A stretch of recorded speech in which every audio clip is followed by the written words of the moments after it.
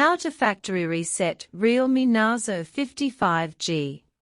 At first, press the power button for few seconds and switch off the phone. After that, hold power button and volume down button continuously. When you see Realme logo on screen, leave the power button and continue holding volume down button. When you see the recovery mode, leave the volume button. After that, navigate with volume button and select language to English. Now again navigate with volume button and select wipe data with power button.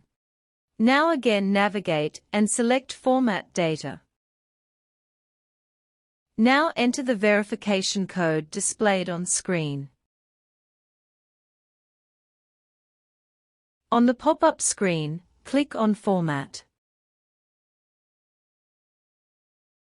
Wait for few moments till your data gets wiped.